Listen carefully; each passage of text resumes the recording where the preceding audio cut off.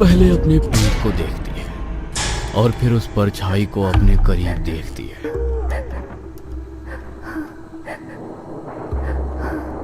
मोहिनी को कोई ऊपर देख रही होती है। मोहिनी खूब चिल्लाने की कोशिश करती है पर उसके गले से एक स्वर भी नहीं निकलता। उसके कानों में सिर्फ उस परछाई की हंसी गूंज रही होती है। मोहिनी, मोहिनी क्या हुआ? मोहिनी उठो, मोहिनी उठो, मोहिनी, मोहिनी, मोहिनी क्या हुआ? अरे वो परछाई परछाई परछाई। पहले तो शांत हो जाओ, शांत हो जाओ, कोई नहीं। आरव मोहिनी को अपने सीने से लगा लेता है। मोहिनी का पूरा चेहरा पसीने से तरबतर और एकदम लाल हो चुका होता है। बस बस बस, कुछ नहीं हुआ मोहिनी, सब ठीक है, मैं हूं ना इधर, शांत हो जाओ। मोहिनी धीरे धीरे शांत होती है। आरव उसका हाथ पकड़कर उसे बैठा देता है। क्या हुआ था? फिर से बुरा सपना आया? हाँ। अब की बार क्या देखा? पता नहीं, हम दोनों बात कर रहे थे, तभी हमारे बेड के साइड वाला दरवाजे से आकर एक परछाई अंदर आई और मेरी बहुत करीब आ गई और फिर जोर जोर से हंसने लगी और फिर एकदम से मुझे जकड़ लिया। बस कोई नहीं, शांत हो जाओ। समझ नहीं आ रहा कि बार बार ऐसे सपने क्यों आए जा रहे हैं। तुम अपनी माँ से बात कर लो एक बार, शायद उनके पास कोई उपाय हो। ठीक है, कल करती हूँ माँ से बात। अगला दिन होते ही मोहिनी अपनी माँ को फोन कर देती है। हेलो। हाँ माँ। हेलो। अरे बिटिया, आवाज नहीं आ रही। हेलो माँ। हाँ हाँ, अब आ रही है। कैसी हो बिटिया? ठीक हो माँ, तुम बताओ कैसी हो? अरे मैं तो बस इंतजार में हूँ कि कब तू नानी बनाए मुझे। बस थोड़ा सा इंतजार और कर लो माँ, फिर खूब खिलाना अपने नाती या नातिन को। हाँ हाँ। अच्छा माँ, एक बात पूछनी थी तुमसे। हाँ बता। पता नहीं माँ, आजकल रोज रात को ना बड़े अजीब अजीब सपने आ रहे हैं। अच्छा, क्या दिखता है? मतलब कि कभी कोई बुढ़िया दिखने लगती है, कल एक परछाई अंदर आई और मेरे बहुत करीब आ गई। ऐसा लगता है जैसे किसी ने मेरे शरीर को जकड़ लिया हो। मैं चीखने चिल्लाने की कोशिश करती हूँ पर आवाज ही नहीं निकलती गले से, ना हाथ पांव हिलते। मतलब बार बार दब रही है तू? हाँ, मुझे तो समझ ही नहीं आ रहा कि क्या करूं मैं माँ। एक काम कर बिटिया। बताओ। आज से अपने तकिए के नीचे एक लोहे का चाकू रख लियो और अपने कमरे में ये देख लियो कि कोई अजीब चीज पड़ी है के आसपास या तेरे किसी सामान में, और अगर कुछ मिले तो मुझे बताइयो। और हाँ, उसे छूना मत बिल्कुल भी, ठीक है? ठीक है माँ। मोहिनी अपने कमरे में जाकर सारी चीजें उलट पलट देती है लेकिन उसे कुछ नहीं मिलता। तभी मोहिनी की नजर अपने पलंग के निचले हिस्से पर पड़ती है। क्या हुआ? एक बार इस पलंग के नीचे झुककर देखो, कुछ अजीब रखा है क्या? अजीब? अरे तुम देखो तो सही। ठीक है बाबा।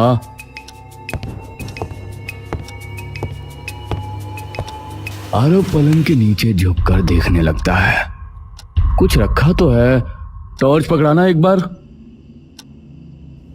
मोहिनी उसे टॉर्च दे देती है। आरव जैसे ही वो टॉर्च लगाता है उसे कुछ मुर्गी के पंख एक काले कपड़े से बंधे दिखते हैं। मुर्गी के पंख? छूना मत उन्हें। आरव एकदम से डर के उठ जाता है। क्या हुआ? मैं माँ को फोन करके आती हूँ, तुम कुछ मत करना। मोहिनी जाकर अपनी माँ को फोन लगाती है और सारी बात बताती है। उसे छूना ना बिल्कुल भी, बस अपनी एक मुट्ठी में नमक भर लियो और उसे झाड़ू से बाहर निकाल दे घर से, और पूरे कमरे पे फिर गंगा जल छिड़क देना। हाँ, पर ये है क्या माँ? तेरे ऊपर टोटका कर रखा है किसी ने, इसीलिए ऐसे सपने आए जा रहे थे। पर मेरे ऊपर टोटका कौन करेगा?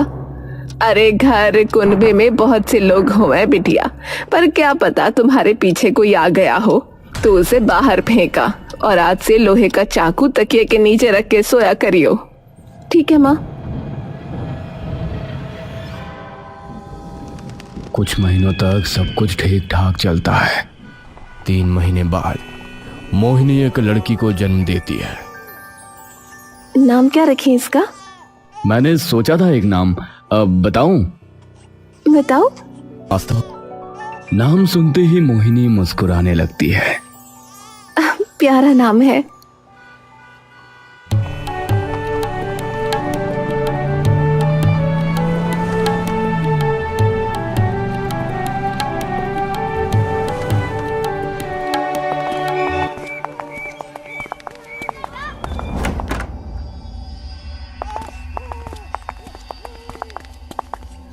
रुको। मोहिनी की नजर तभी सीढ़ियों पर पड़ती है। आरव एकदम से रुक जाता है। मोहिनी की भनभीनी आंखें एकटक बस सीढ़ी की ओर जमी हुई होती हैं। सीढ़ियों पे बने उन निशानों को देखकर आरव की आंखों के सामने की दुनिया मानो घूमने लगती है। आरव चकरा के पीछे की ओर गिरने लगता है। आरव, संभालो खुद को। आरव एक झटके से होश में आ जाता है और खुद को संभालता है।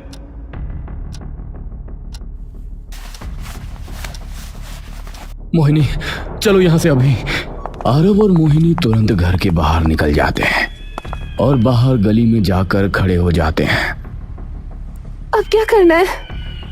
तुम्हारे घर चलते हैं, अभी यहां रहना ठीक नहीं है। मोहिनी और आरव गाड़ी में बैठकर तुरंत वहां से निकल जाते हैं। पूरे रास्ते सीढ़ियों पे बने बस अमंगल निशान की छवि अभी भी उन दोनों के दिमाग का पीछा नहीं छोड़ रही थी।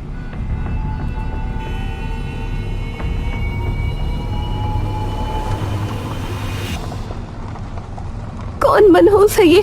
क्यों हमारे पीछे पड़ा हुआ है? पता नहीं, पर अब हम वहां नहीं रह सकते। सही कह रहे हो।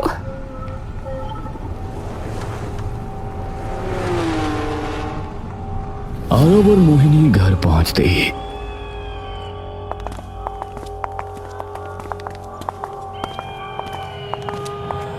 तुरंत सारी की सारी घटना बीरो को बता देते हैं। कोई बुरा ही तुम्हारे पीछे लगा हुआ है। सही किया तुमने यहाँ आ गए। कुछ दिन यहीं रह लो जब तक घर ना मिल जाए दूसरा। कुछ दिनों बाद ही मोहिनी और आरव अपना सारा सामान अपने घर में ले आते हैं और फिर अपने पुराने घर को मुड़ के भी नहीं देखते। आस्था भी अब देखते ही देखते धीरे धीरे बड़ी होने लगती है। अब घर में सिर्फ आरव, मोहिनी और आस्था रह रहे होते हैं और खाना बनाने और साफ सफाई करने के लिए बस उनकी एक पुरानी काम वाली सिमरन, जो सुबह आती और रात तक चली जाती। आस्था। हाँ मम्मी। ओहो, 2 मिनट के लिए टीवी से नजर भी हटा लिया करो कभी। हाँ हाँ ना, आप बोलो तो सही। मैं और पापा कुछ देर के लिए तुम्हारे चाचू के घर जा रहे हैं किसी काम से, तो दीदी यही है तुम्हारे पास। अगर भूख लगे तो उन्हें बता देना, वो खाना बना देंगी। ठीक है? ठीक है मम्मी। ये नहीं सुधरेगी। सिमी, ध्यान रखना इसका। कोई नहीं दीदी, आप बेफिक्र होकर जाओ, मैं अपने आप संभाल लूंगी। आरव चलो ना, लेट हो रहा है। आया। आरव और मोहिनी आस्था को घर छोड़कर निकल जाते हैं। आस्था चुपचाप बैठी टीवी देख रही होती है कि तभी आसपास की सभी लाइटें बंद हो जाती हैं। आस्था एकदम से पलटकर पीछे देखती है, पर पीछे बिल्कुल अंधेरा। आस्था वापस टीवी की ओर अपनी नजरें घुमाती है। टीवी के सामने सिमरन चुपचाप खड़ी अपनी नजरों से आस्था को घूर रही होती है।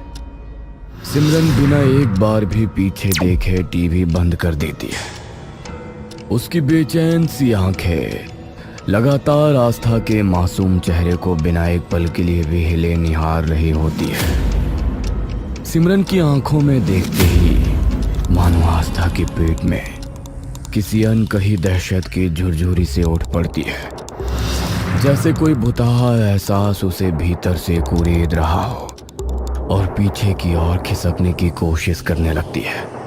क्या हुआ दीदी? इसी बीच सिमरन धीरे धीरे उसकी ओर बढ़ते जा रही होती है। जैसे जैसे उसके कदम आस्था की ओर बढ़ते जाते हैं, आस्था की सांसें उसके सूखे हलक में और अटकने लगती है। उसकी आंखें डगमगाने लगती हैं, मानो उसका होश किसी गहरी खाई में गिर रहा हो। चलो खाना खाने। पर मुझे भूख नहीं लगी। उठो। पर मुझे भूख नहीं है। मैंने कहा चलो अभी, फिर से नहीं बोलूंगी। आस्था का शरीर डर से एकदम ठंडा पड़ जाता है। आस्था चुपचाप सिमरन के पीछे चल पड़ती है।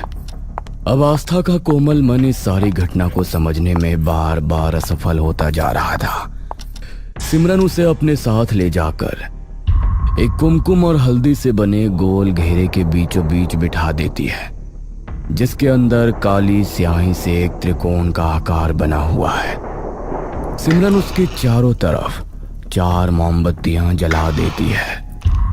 आस्था का कंठ अब अपनी हिम्मत धीरे धीरे तोड़ देता है और उसके गले से उसकी रुलाई की आवाज बाहर निकल पड़ती है। एकदम चुप चुप। सिमरन की आंखों में मानो किसी विचित्र प्रकार का आतंक अचानक उतर चुका था। सिमरन कुछ कुमकुम लेती है और उस पे कोई मंत्र फूंकती है और एक लाल कपड़ा खोलकर उस कुमकुम को उसके अंदर रख देती है। मेरी तरफ देखती रहो, बस मेरी ओर। एकदम चुप। आस्था अपनी मासूम निगाहों से अपने आंसुओं को अपने कोमल मन में दबाए चुपचाप वहीं बैठी रहती है। पापा वापस आ जाओ, बचाओ मुझे पापा, आप कहाँ हो? सिमरन तभी थोड़ा कुमकुम आस्था के चेहरे पे झटक देती है और तभी सिमरन अपने सूट की जेब से अखबार में बंधा एक लड्डू निकालती है। खाओ इसे। मैं नहीं खाऊंगी। कि तभी उसे गाड़ी के आने की आवाज सुनाई देती है और वो वहां से तभी उठकर फरार हो जाती है। आस्था इतना ज्यादा घबरा जाती है कि उसका मासूम दिमाग उस सदमे को झेल ही नहीं पाता।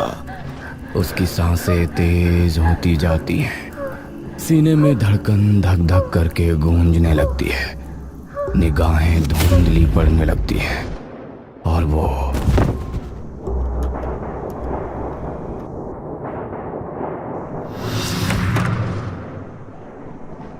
लाइट को क्या हुआ? बंद क्यों है?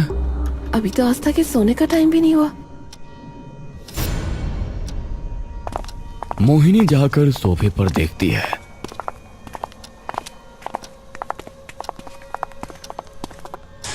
लेकिन वहां कोई नहीं होता।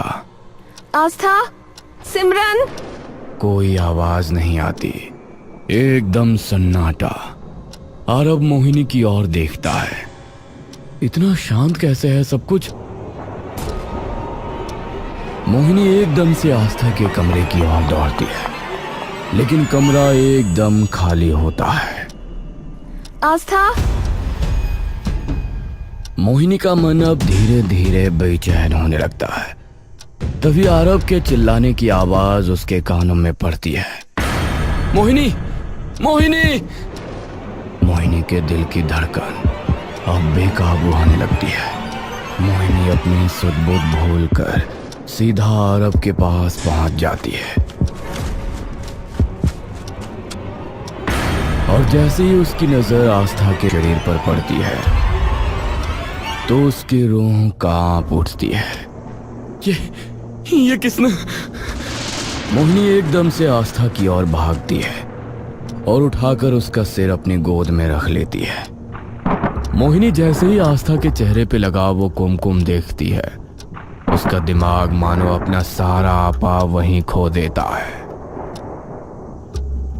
आस्था, उठ उठ उठ ना बेटा, उठ ना, मेरी प्यारी बेटी है ना तू, प्लीज उठ जाना बेटा। आस्था उठ ना। तभी आरव आकर मोहिनी को संभालने लगता है। मोहिनी, संभालो खुद को, पहले इसे अंदर लेकर चलते हैं और इसका मुंह पोंछते हैं। मोहिनी एक गीले तौलिए से उसके मुंह पे लगा कुमकुम साफ करती है। मोहिनी आस्था को देखकर बिलख बिलख कर रोने लगती है। आस्था की ऐसी हालत देखकर आरव भी अपनी आंखों को नम होने से नहीं रोक पाता। मुझे लगा था वहां से आने के बाद फिर से नहीं होगा, पर ये घिनौनी घटिया चीज मेरी बेटी का पीछा क्यों नहीं छोड़ रही? कौन है आखिर ये? चाहती क्या है मेरी इस मासूम सी बच्ची से? सिमरन, सिमरन कहाँ है? मोहिनी एकदम से आरव की तरफ मुड़ती है, तभी अचानक आस्था होश में आ जाती है। उसका शरीर बुरी तरह कांपने लगता है। उसके दिल की धड़कनें इतनी तेज हो जाती हैं मानो उसकी छाती से उसका दिल बाहर आने वाला हो। पापा बचाओ, पापा बचाओ। मोहिनी उसे अपनी बाहों में समेट लेती है। कोई कुछ नहीं कहेगा, मैं हूं ना यहाँ, कोई कुछ नहीं कहेगा, पापा है ना, शांत हो जाओ। आस्था जैसे ही अपनी माँ का चेहरा देखती है वो तभी फूट फूट कर रो पड़ती है। आस्था, बाबू क्या हुआ? बताओ ना मम्मा को। बचाओ बचाओ, वो फिर आ जाएगी, बचाओ। कौन आ जाएगा बेटा? कोई नहीं है यहाँ। माँ, वो फिर से आ जाएगी।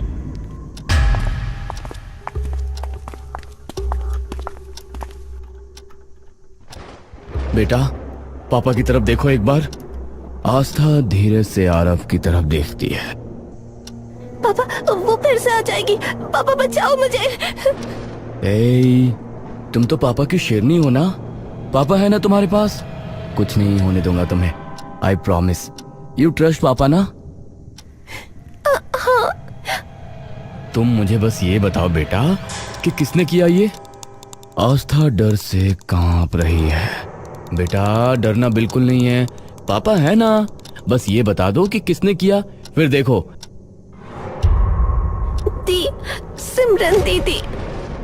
सिमरन का नाम सुनते ही दोनों के होश उड़ जाते हैं। आरव की आंखों में एकदम से मानो खून खौल जाता है।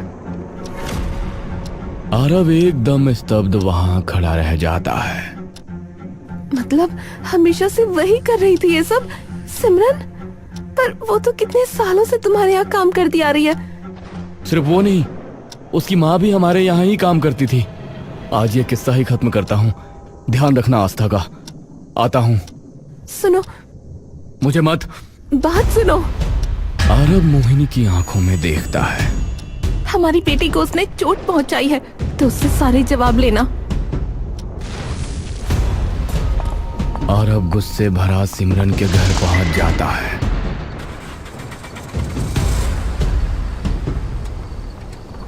आरव गुस्से से अंगार हुआ हर भीड़ी गली पार करता हुआ सिमरन के घर के सामने जा खड़ा होता है।